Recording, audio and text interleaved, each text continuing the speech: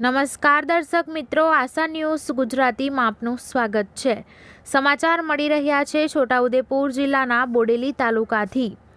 બોડેલી તાલુકાના જબુગામ ખાતે આર્ય foundation trust દ્વારા કપડાં તથા નાસ્તાના પેકેટ વિતરણ કરવામાં આવ્યા।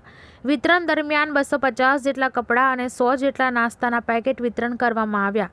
આર્ય ફાઉન્ડેશન ટ્રસ્ટ દ્વારા ગરીબ પરિવારોને ધ્યાનમાં લઈ સેવાભાવી કામ કરવામાં આવી રહ્યા છે। એ જ અનુસંધાને બોડેલી તાલુકાના જબુગામ ખાતે આવી જ ગરીબ વિસ્તારમાં જે કપડાં તથા નાસ્તાના પેકેટનું વિતરણ કરવામાં આવ્યું। આર્ય ફાઉન્ડેશન મુખ્યત્વે મહિલાઓ, વૃદ્ધો અને ખાસ કરીને દિવ્યાંગો અને અન્ય નબળા વ્યક્તિઓ માટે કામ કરી રહ્યું છે, એવું ફાઉન્ડેશનના પ્રમુખ ગ્રીમા પાંડે દ્વારા જણાવવામાં આવ્યું હતું।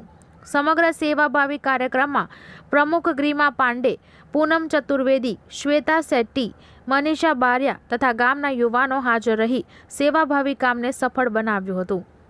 બ્યુરો રિપોર્ટ જહીર સૈયદ સાથે આશા ગુજરાતી ન્યૂઝ, બોડેલી।